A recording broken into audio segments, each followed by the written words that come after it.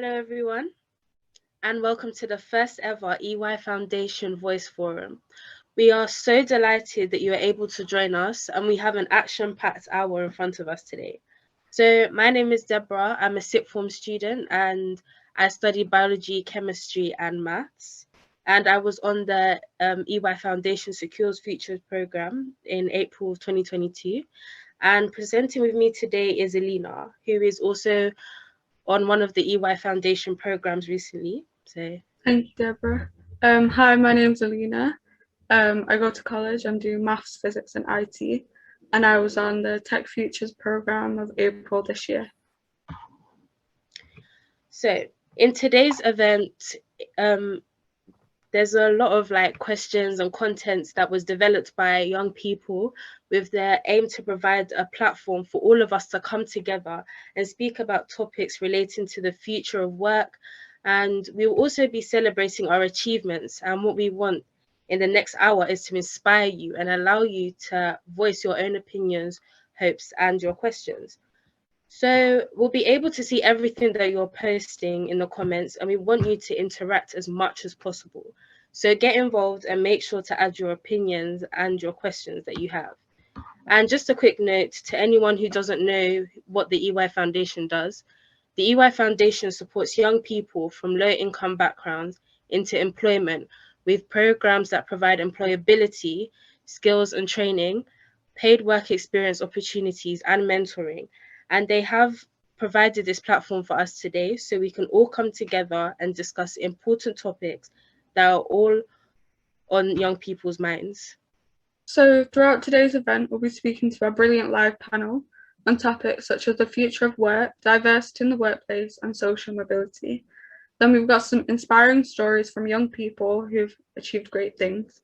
We're going to have a Q&A session with an employer, which includes questions that you guys sent in over the last few weeks. Then we've got some live panels and a Q&A session at the end of the round. So we'll also be hearing from you. So we asked you guys over the last few weeks to send in some videos about the future of work, your aspirations and your achievements, and we'll be showcasing some of these throughout the event. So provide your thoughts in the comments, and we'll be reading some of these out throughout the hour. And follow us on our social media pages on Twitter, LinkedIn, and Instagram to see more coverage over the coming weeks, and use the hashtag YouthVoiceForum if you're posting on social media. So we're going to introduce today's panelists. We have Olivia Agby, Ramal Blair, and Humera Ramzan. So we're going to be hearing from each of them and their background. So we'll start with Olivia. Thank you. So hi everybody, my name is Olivia.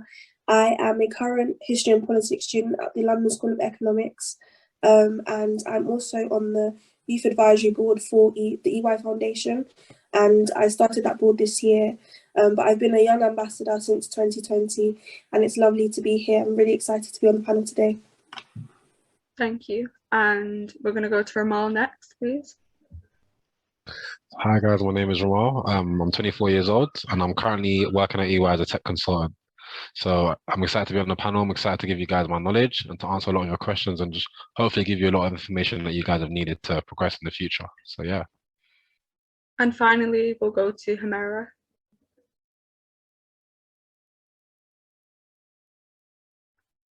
I think you're on mute.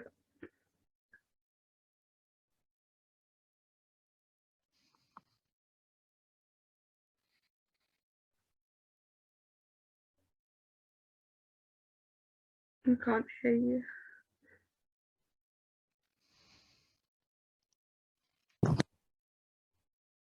Hello? Yeah, we can hear you now. Okay, sorry about that. Hi, my name's Samara. I'm 19 and I'm currently a student at Sheffield Hallam University. I'm studying forensic accounting, but originally I'm from Manchester. I initially worked with EY during the summer internship doing the Smart Futures program in 2020, but now I'm an ambassador too. Thank you all for your introductions, and we look forward to the panel discussions in a short while. But before we get to that, we're going to share some of your views. So over the last few weeks, we asked you guys to send in your videos voicing your opinions. So in the first video, we're going to have a look at some of your thoughts and views on how you feel about the future of work for young people and what you skills what skills you need to succeed. So if we can play that video, please. In my opinion, the future of work for young people is fairly positive. A lot of employers are becoming a lot more flexible and with working, and a lot of employees have the option to work from home. And I believe this is a benefit for young people because it means they can be more entrepreneurial about their schedule and about how they run their day. So many schemes that are helping young people find jobs, especially young people, not having the financial stability, as well as programs that there's definitely going to be more degree apprenticeships. Apprenticeships are on the rise. I'm very, very optimistic about the future. Skills that I definitely think that will be needed is communication, listening, and team working skills. I think advancing those skills will really help you secure your job but secure your career. I think the future of young people in the working world is very bright. We have incredibly talented, creative and intelligent people in the waves of generations to come. We've been brushing up on social skills, which unfortunately due to COVID had been pushed back a bit. But we've got organisation, presentation, interview skills, CVs that I think we feel as young people, we feel an urgency to hone these skills and to properly utilise them so that we can succeed and pass it on to other young people.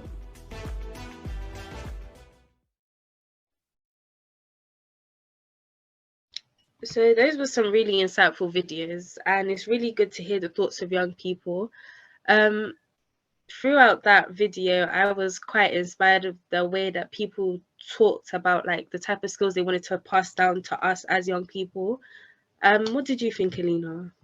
I think there was really good advice in there, and I think they had lots of skills that young people don't necessarily know that they have through things like college and school that we've actually adapted and we can use in the workplace. And everyone else, what did you think? Share your reaction in the comments section and let us know how you feel about the future of work for young people. So onto the really important topic of the future of work. We're going to speak to our panelists and see what their views are. But firstly, we're going to bring up a first poll. We want to find out what you would like to do after school or what you've already gone on to do after school. So it could be an apprenticeship, a gap year, going straight into work, going university or other. So if you can vote now and we'll reveal the results of the poll in a short while. So to our panel, Ramal, what career path did you take and what is your experience in the working world been like as a young person? So my experience as a young person in the working world is that when I initially finished sixth form, I took a gap year. And the reason being is because I wasn't too keen on joining university. And that's because I was really scared of like getting into debt and weighing up whether it was worth it or not. However, after working in retail for a year, I just realized that wasn't going to be for me. So I thought, let me attend university and see how it goes. And I've got a degree in psychology. And fortunately enough, I managed to end up at EY. So it's been a decent journey. I'm entirely grateful, and I'm grateful that I went to university because it gave me the skills, the degree, and also I met an abundance of good people. So yeah. Thank you, Ramal. And Humera, what are your hopes and fears for the future of work for yourself? So my hopes are to eventually graduate because I'm studying right now. I really want to work with EY. This is for like many reasons, but mostly because I really like the way EY has an emphasis on their employees' health and well-beings. But fears, obviously everyone's got a fear of failure and a fear of not getting to where you want. But my fear is I'm going to be working somewhere where I'm unhappy and doing the same thing day in, day out.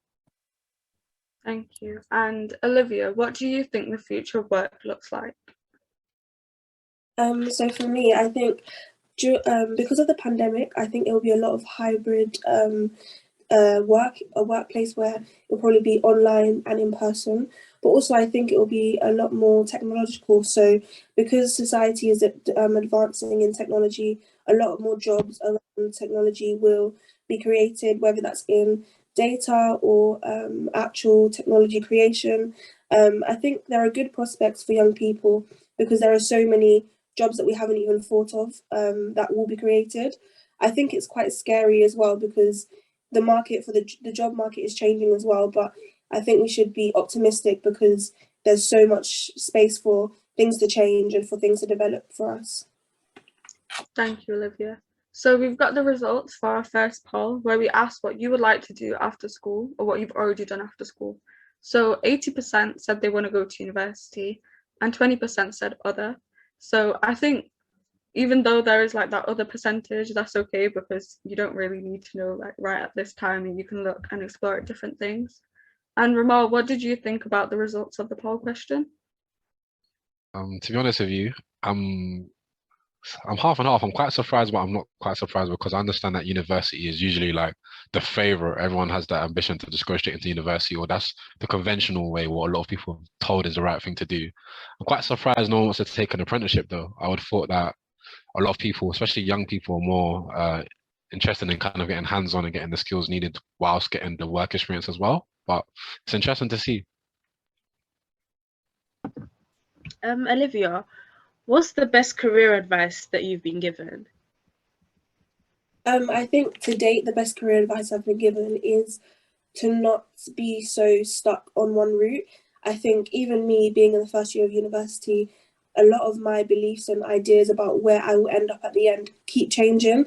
I think being fluid and being flexible with your journey and understanding that things aren't always going to go exactly how you plan it to, but just being okay with that and realizing that it doesn't matter, you're always going to end up in the right place for you. So just being flexible is really important. Okay, thank you. And Ramal, is there anything which can help young people starting out in the world of work, such as like having a mentor or anything similar?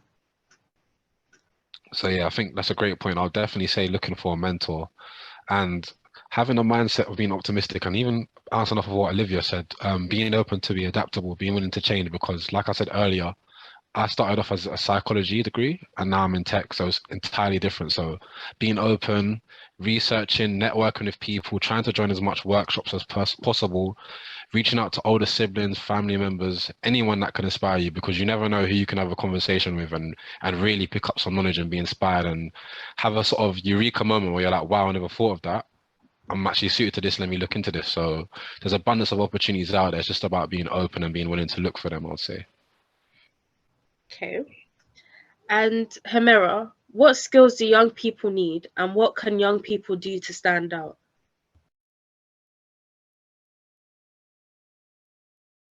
You definitely need communication skills, teamwork skills. You know, I think pretty much everybody knows the main skills, but I'd say now due to COVID, you've got to have those adaptability skills because things are changing.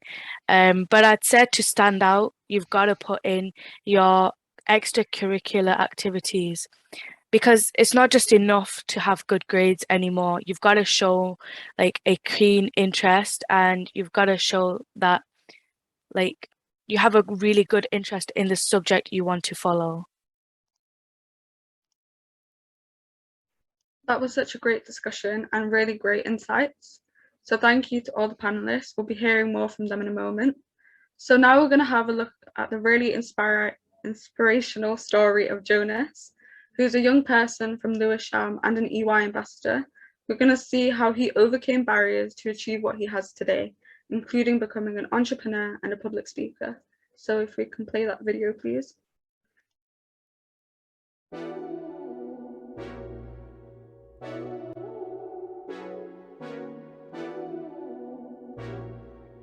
What's up, my people? The Voice Mantle winner, Jonas Andrew Phillip here today, and we are here doing an interview with the EY Foundation.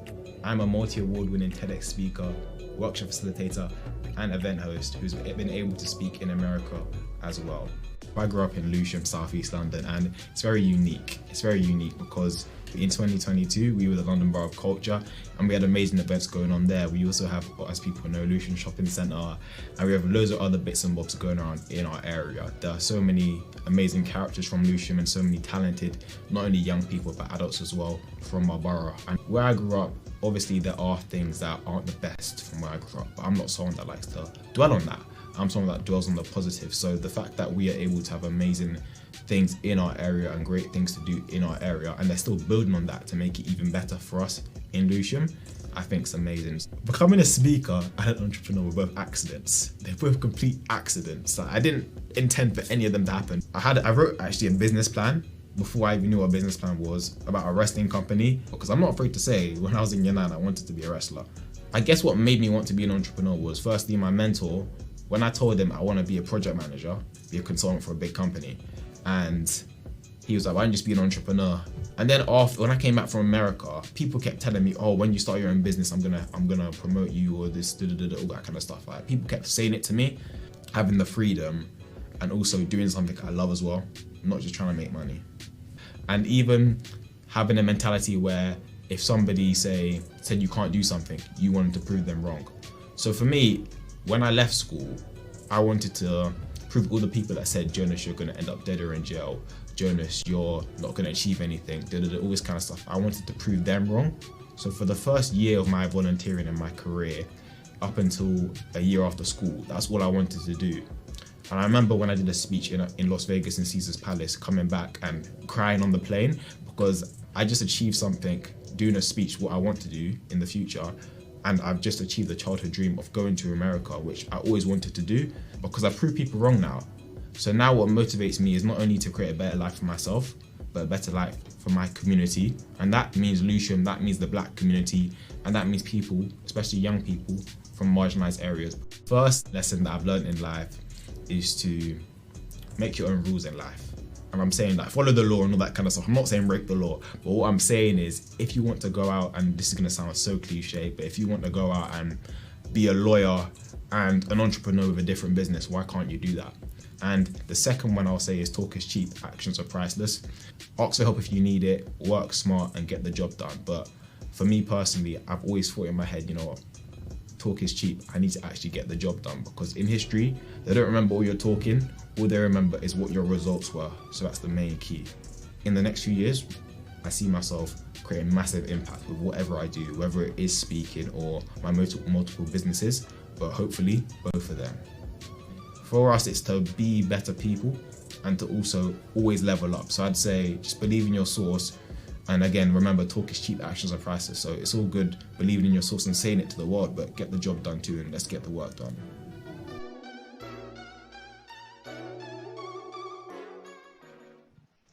So that was an inspiring video. Thank you so much, Jonas, for sharing that with us. And it really does go to show what you can achieve if you believe in yourself. And we'll have another inspirational story coming up a bit later in the programme. So now let's read out some of your comments. So people have been asking about the biggest opportunities in the future of work. So we've covered that a bit with our panel, but we'll hear more from people in the audience. And people are also talking about apprenticeships and going to university. So keep sharing your questions. We've had some good ones coming through for our panel. So now on to our next topic for our panel, which is the very important topic of diversity in the workplace. And we also want to see what you think. So we're going to have a second poll, which is overall, do you believe all people have the same opportunity to succeed regardless of their race, ethnicity, age, gender, religion, or sexual orientation? So would you say yes, no, or are you not sure? And we'll be revealing these results a bit later on. So Olivia, what are some good ways that employers can be inclusive? I think a main way employers can be inclusive is by ensuring their recruitment processes cover all of the categories that you just mentioned, whether that be race, gender, ethnicity, sexuality. Being able to recruit people from different backgrounds is really important, but also I think something that a lot of companies or organizations are starting to do is preventing the employers from seeing the surnames of people when they are being when they apply for jobs, because it prevents some unconscious bias. And with that, unconscious bias training as well is something that I think a lot of employers can also do in order to prevent to provide more diversity in their workplace. Thank you. Humera, how important do you think diversity is in general? I think it's important everywhere, but in general, diversity is really important because we need to have those variety of perspectives. Not one brain is going to think the same, and everybody has different opinions and thoughts. So it's great to just for all of them to come together because it increases creativity and productivity too.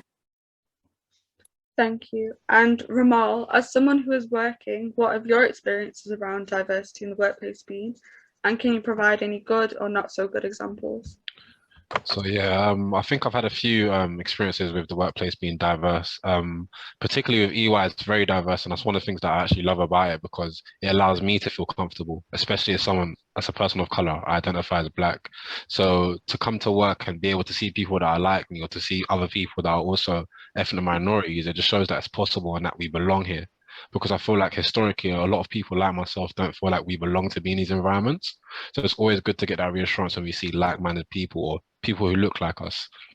And furthermore, another good example of diversity, which I often see in the workplace, is that there's people from all different backgrounds. There's not diversity just in the sense of race. There's diversity in terms of education. There's diversity in terms of your socioeconomic background. There's so many different ways of diversity.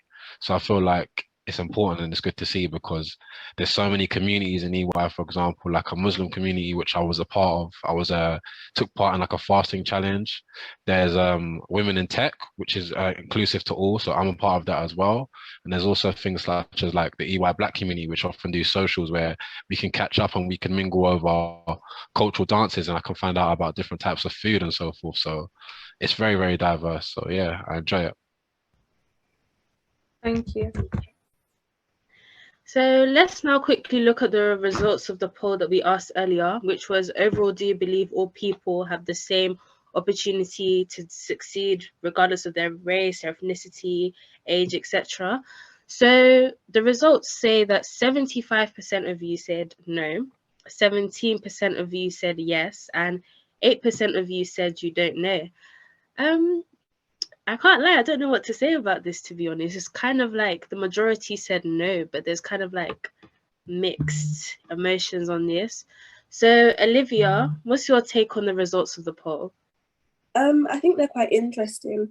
I'm not really surprised by majority of people saying no, just based on, I guess, previously in, let's say, the last decade, people being given a seat at the table, but not actually having that same seat, where they're not treated in the same way, they're not given the same opportunities. But I think especially since, 2020 and a lot of the inequalities being like showcased on a global platform, I think a lot of opportunities are being provided for specific groups. And for example, I know that the EY Foundation did a race report, and I was involved with that, and that kind of outlined the issues in terms of diversity. So I think these results kind of show that even though things are changing, there's still some way to go, and still some way for young people to actually feel reassured that in the workplace they will feel represented, and they will have they feel like the workplace they're entering is diverse. Okay, and another question to you, Olivia.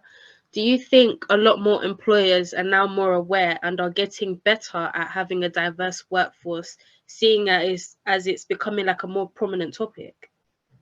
I think they're more aware and a lot more open to diversifying their workforce.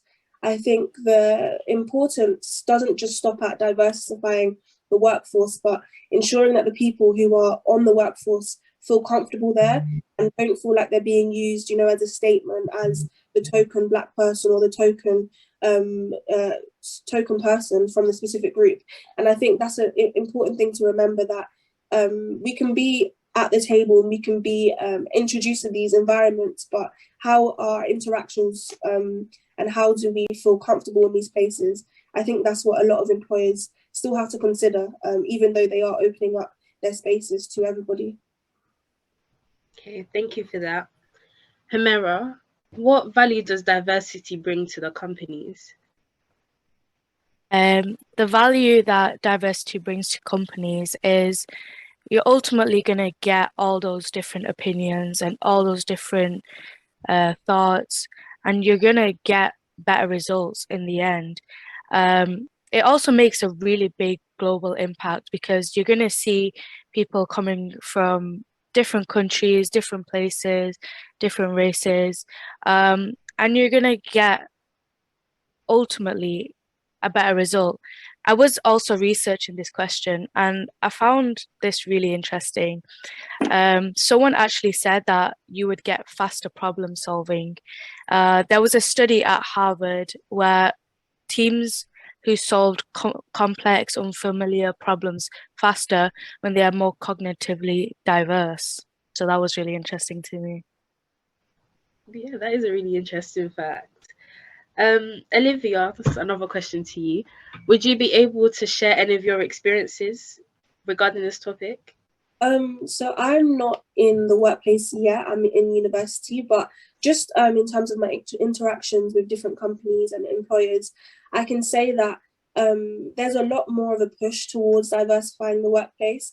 And it's not just making sure that the workforce is more diverse, it's being able to have a say in what's happening. I think like the EY Foundation has a youth advisory board, and because I'm on that board, I'm able to kind of talk about how they can support, how I can support them in recruitment processes and how they are able to diversify the workplace. I think going to the source of the group, so say they wanted to employ more Black people, going to a group of Black people and performing a consultation to kind of understand why potentially isn't this group applying for roles, or how can we access this group a bit more, is really important. And that's what I found has been really helpful.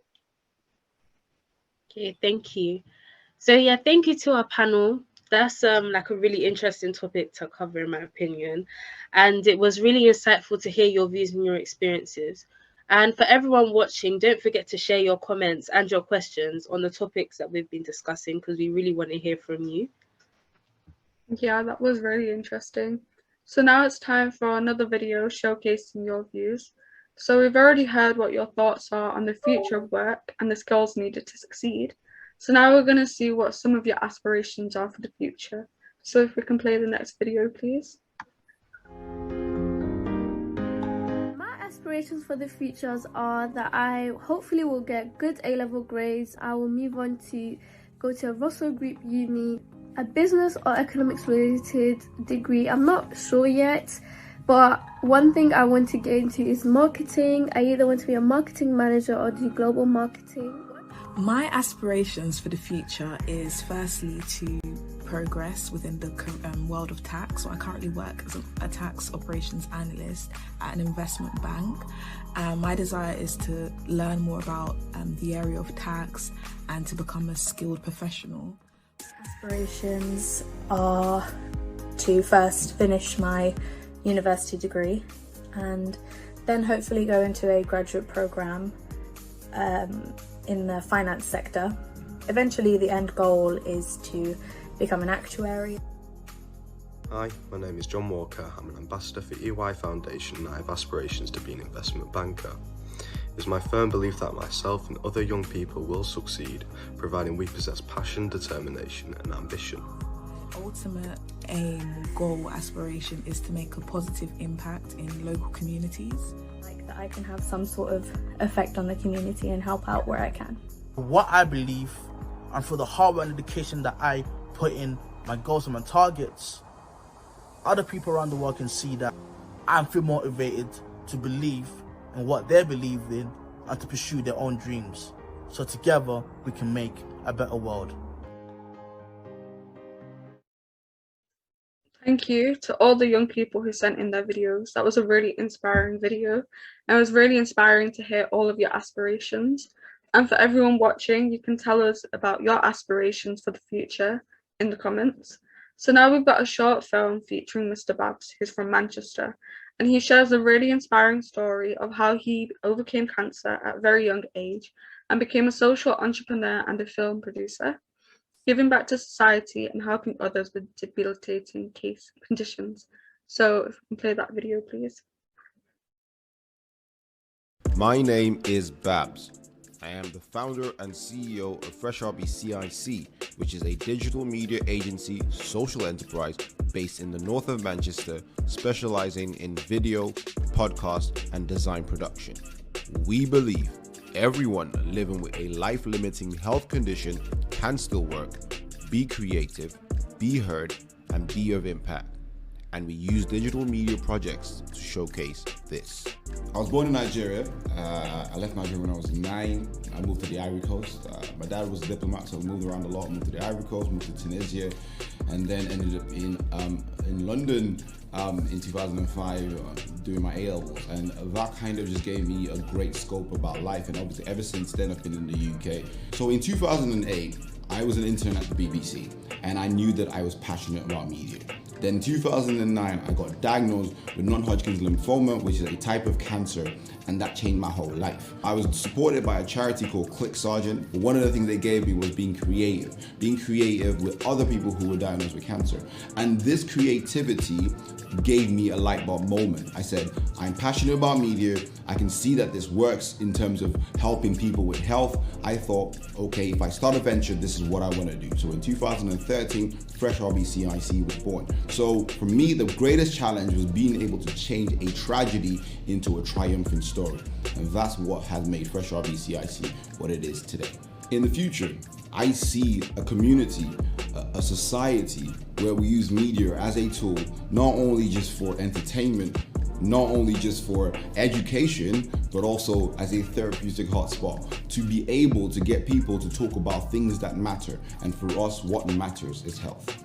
As an entrepreneur, my day-to-day is very, very different. But one thing that is for sure is that I wake up very early in the morning, I listen to a book or a word of wisdom from the Bible, and then I crack on with my day, and I just basically go on and do whatever is in front of me. At the time of making this video, Fresh RB is going to be 10 years old. And I feel like that's what I'm going to be proud of. To weather the storm so far, I believe there's something about commitment. And when you stay committed, you are able to see the fruits in the long run. So my advice to you, starting out, you've got an idea, you're ready to go, get a mentor. That's one of the biggest things I will always say. Get a mentor or two. Like me, I've got 3, okay? And it's important to have mentors along the journey of your life, not only to coach you in how to create a business or create a product, but also how to manage yourself. Get on mentorship programs as well. Just like I have been on the EY Accelerate program. Get on programs that allow you to develop your skills further and develop your outlook on how you should see your venture and your business. So for me, get a mentor.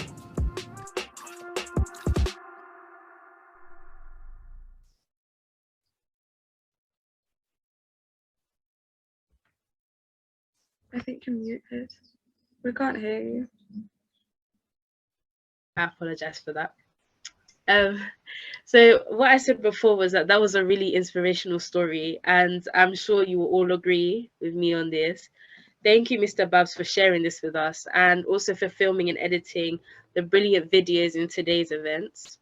So it's great to see that everyone's adding their comments and their thoughts in the chat. There has been some discussion about misconceptions around apprenticeships, and an audience member has highlighted that degree apprenticeships can be a good way to get on the job experiences and also earn as you learn. So that's when you study for like a degree qualification as you're working. So come on, guys, keep sharing stuff. So for our final panel discussion of the event, we're going to go back to our panelists, and our topic is around social mobility. So what is social mobility? So it tells us how likely we are to climb up or fall down the social ladder of life. It's the link between a person's occupational income and the occupational income of their parents. So when there's a strong link, there's a lower level of social mobility, and a weak link, there's a high level of it. So we have one final poll, which is, do you think everyone across the UK has a fair chance to go as far as their hard work will take them? Do you think yes, it's down to hard work, or no, your opportunities will likely depend on your social class, to a point where hard work will only get you so far, or are you not sure? So if you can answer now, we will reveal these in a bit. So on to our panelists. Olivia, why is social mobility an important topic to discuss? I think it's a really important topic because I think as somebody who comes from low income background, it's kind of helped me to reach different levels that I hadn't thought I would be able to. I think by joining programs such as the Smart Futures program or other programs that focus on social mobility, I was able to kind of learn the skills that I needed in order to do well in the workplace, and interview skills, as well as communication skills. And I think for any young person, social mobility can provide them with life-changing skills that can support them in the future, and also allow them to pass that on to the rest of their family and potentially change the trajectory of their family for the future. Yeah. Thank you. And Humera, what has your experience been like coming from a care experience background? Yeah, so as you mentioned, I am from a care leaver background. I was in care since 2016, which is around the time when you're doing GCSEs. It was definitely a hard time. It was definitely a challenge because, as we know, GCSEs are already stressful as it is. And it was also during COVID as well. But coming from a care leaver background, I felt like we were very left to our own devices, which is a good thing and a bad thing. It definitely like taught me how to become more independent. But then obviously it's kind of like you're just left to your own devices. So you definitely have to go out and do your own things. And I'm pretty sure maybe a few audience members can relate to that too. Thank you. And Ramal, can you tell us about any experiences you had in your career journey or when you were younger? Yeah, so I've had a few experiences. I've worked in retail, I've worked in care, I've worked in support. So I've had many different experiences, and I feel like the fact that I've gone from the places I've listed to now working at a profession such as EY, it shows that there is possibility of social mobility happening. And I feel like I'm a living proof of that, for example, because I also, just like Olivia said, and probably many other people on this call or on the show, I've come from a working class background or maybe single parent household. So yeah, it's possible, social mobility. Thank you, Ramal. So now we're going to show the results of the final poll. The question was, do you think everyone across the UK has a fair chance to go as far as their hard work will take them? So 50% said no, 14% said yes, and 7% say I don't know. Now, to be honest, I'm not really shocked about that result. I personally agree with the answer no. But Olivia, what's your reaction to the poll discussion? I think I'm like you. I think I'm not really shocked because I understand that structural inequality and issues which sometimes are beyond our control have an impact on how far we can progress. And that's not to say that we don't have the intelligence, have the skills, have the skill sets to do really well. It's just the way that the structure of the workplace and society is, sometimes it prevents us from reaching our full potential. But at the same time, I think from my own experience, I can see how, I guess, prevailing despite, the challenges that we face can really allow us to do well. I go to one of the best universities in the country, and I don't think that I would have been able to reach there without kind of having faith in that, in myself, and having the faith that, yes, I might, I'm worried that my grades might not be as good, and I might not have had the same access to somebody who potentially goes to private school, things like that. I didn't let that kind of get the better of me. But that's not me discrediting the fact that there are a lot of things in play that sometimes prevent us from getting to the places we want to be. Yeah, I definitely agree with you. And could you tell us about any of your experiences? Yeah, so I'd say in terms of getting to university, I went to a sixth form that I actually got an interview to Cambridge. I actually didn't get into Cambridge. And I think potentially if I'd had the resources and I guess more support from my sixth form, then I would have been able to, maybe do a little bit better. But I think, like I said earlier, everything happens for a reason. And actually through the interview with Cambridge, I was able to learn so much more about institutions such as that, and also learn more about potentially which places I feel more comfortable in, or where I'm able to prevail more. And I think life, especially in terms of your work journey and your journey as an individual, is about finding the right place for you and finding a place where you feel comfortable. And I think I've been able to do that. So yeah. Humera, what do you think people in society and also employers can do to be more inclusive to people from care experience backgrounds or other social backgrounds? So again, like I said before, you're definitely left to your own devices when you're in care. So I feel like it would be better if businesses could approach us. Obviously, they don't know individuals who are in care, but if there is like a way to communicate, oh, this is my business and we are inclusive to care experience because we offer like a separate. So I know EY has Beyond Your Limits, which is for care experienced young people. And that's, again, a reason why I love EY as a company so much, because they are so inclusive.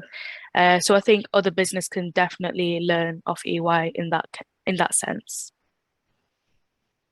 Thank you. Ramal, what would you say are the benefits to companies with increased social mobility?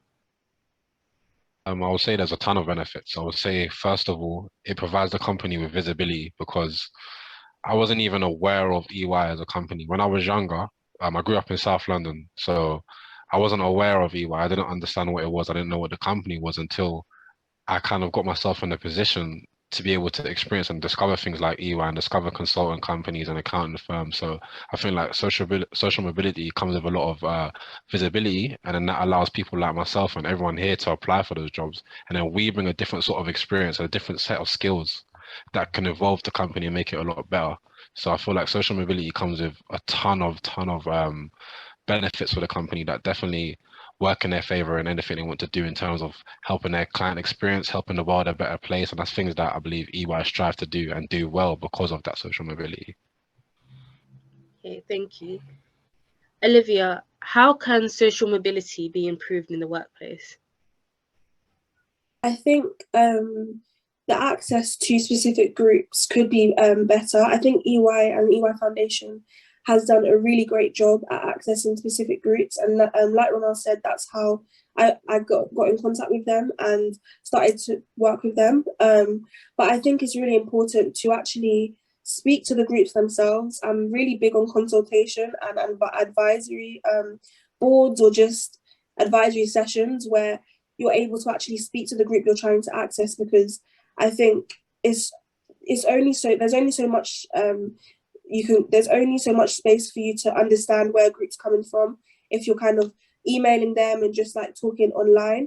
Whereas if you actually go out into their communities, potentially go to their schools or go to their colleges and interact with the students, I think this idea of social mobility will be more accessible for a lot of people. Okay, thank you. So yeah, that was a really insightful discussion into an important topic, and one which is really, coming more and more to the forefront of conversations in many companies. So thanks again to our panel, who have been brilliant today, and they will be back one last time to answer your questions. So if you haven't already put your questions in the chat about any of the topics that we have covered today, then make sure to do so now. So over to you, Alina. Thank you, Deborah. So now it's a part of the event which I'm really excited for, and we're going to be seeing Kushi, who is one of the EY Foundation alumni, who's asked some of your burning questions to Gemma McRae, who was a sales director at Benchmarx Kitchen and Joinery. So Kushi actually did a work placement at Benchmarx as part of the EY Foundation program she was on. So let's take a look at when they caught up with each other. So if we can play that video, please. Hello everyone, my name is Kushi, I'm 17 and I'm from Birmingham. I'm here to interview Gemma to fulfill my role for the celebration at EY Foundation. I was previously a student on the EY Foundation programme, and I think it's important to get Gemma's words out there because she's such a positive influence for EY Foundation as well as Benchmarx. What is one of your favourite quotes and values that you've been reciting recently, and why do you think they're important?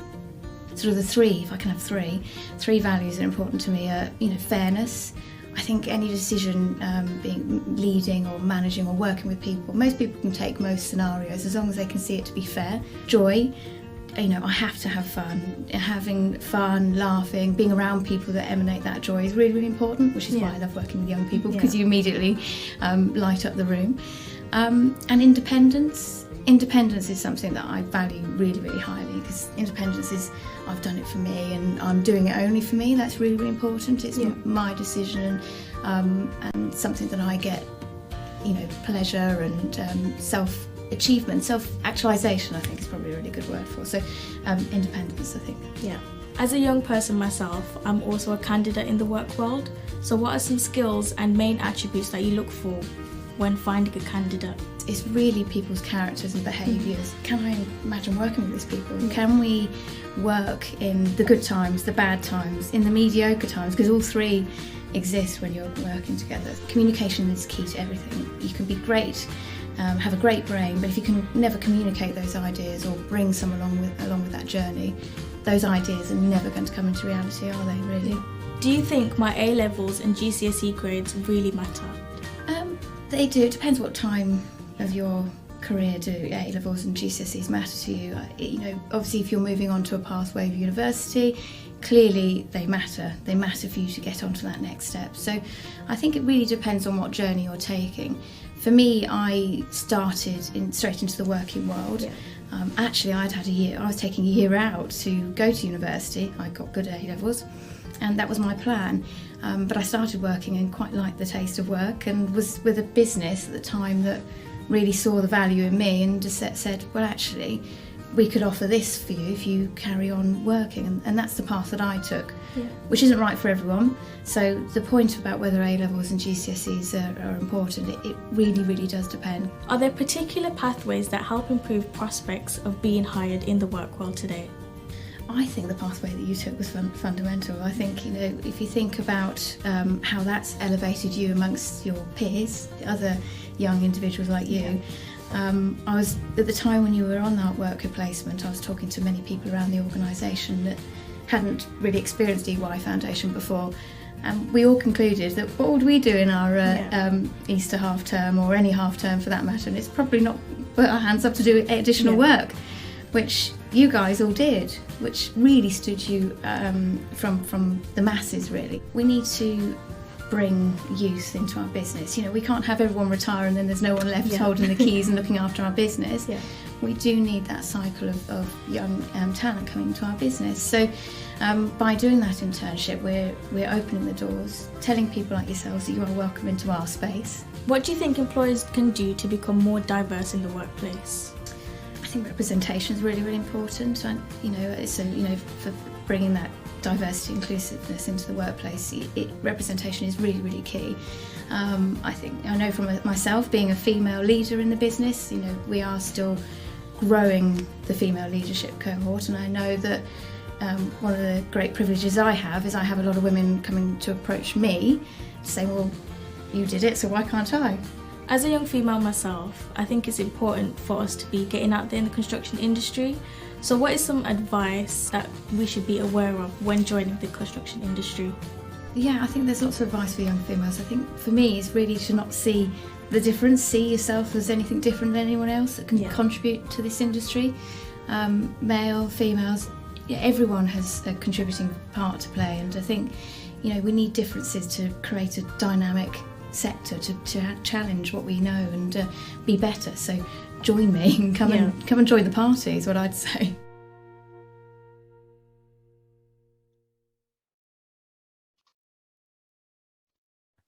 I think you're on mute again. I'm so sorry. So a big thank you to Kushi and Gemma from Benchmarks for that fantastic video. It's really great to be able to get the thoughts of an employer and for some of our questions to be answered by Gemma. We hope that Q&A session gave you some insight and thoughts about your next steps for the future. So now we're going to go into the section where we celebrate you. So we reached out to our networks and asked you to send in videos of telling us about your achievements and what you're proud of. So Deborah, what are you proud of? One thing I am proud of is that throughout my work experience with EY, I was able to develop myself in ways that I didn't even know I was doing it, which kind of resulted me to be recognized and get the Student of the Program award. So what about you, Alina? Exactly the same. I got the Student of the Program award in my Tech Futures program, and I think that really encouraged me just to like be confident in myself, because the whole program was done online, and you can still like showcase yourself online even though there's a couple more difficulties. It's still able for you to do that. And tell us in the comments now what you guys are proud of or what you've achieved, and we'll have a look at some of the videos that you sent in. So can we go to the next video, please?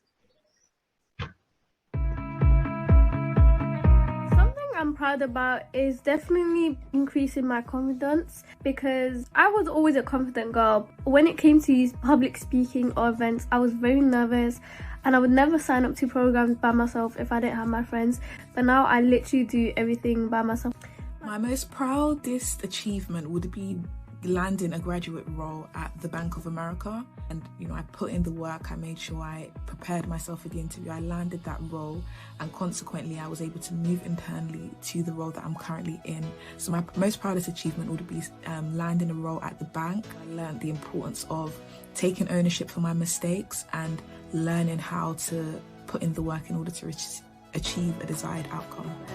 I'm quite lucky to have been able to be accepted into a Russell Group University. I'm currently at Queen Mary's in my first year. I just finished, and I'm doing maths with finance and accounting, which I'm incredibly happy about. It's my dream degree.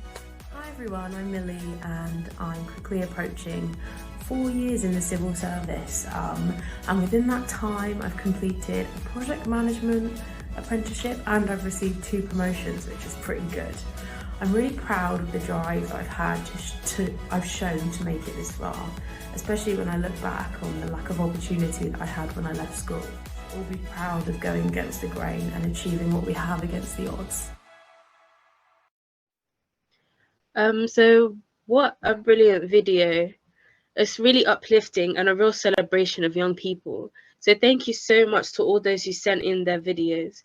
It really shows what we as young people can accomplish, and I hope this helps to inspire everyone watching to show what they can really achieve, and they can achieve great things. So we've had some great comments about social mobility and the impact of working hard versus the background that you come from, but we're not seeing any of like your achievements or what you're proud of. So come on, everyone, is like, I guarantee there's something in your heads that you would like to say. Like, it can be anonymous as well. So, come on, let's celebrate our achievements. Like, it can be anything possible. So we're sadly coming to the end of the first ever Youth Forum event, but what a brilliant event it has been. But before we end though, we've got a final Q&A session with our panel to answer your questions that you have sent in. So the first question that I have for Ramal is, did you want to pursue a career in psychology, or were your career aspirations shaped by other experiences such as the EY program? Yeah, I originally wanted to become a sports psychologist. So I got my undergrad degree in psychology, then I got my master's in sports psychology. But once I finished my master's, I joined a program which is not EY programs, but it's called Mentor Circle. And I was speaking to a few people, and I was just hearing the sort of things they were doing when they were applying for jobs that were similar to EY. And it just it filled me with a confidence that I never really had before. It made me think, why don't I apply for EY or apply for a top 4 company? Because it's something that you aspire to and hear about, but I just never saw myself being there.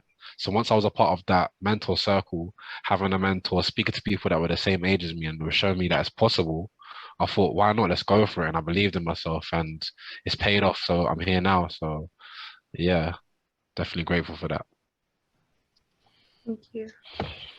And Himera, what should employers be doing differently to attract and recruit young people?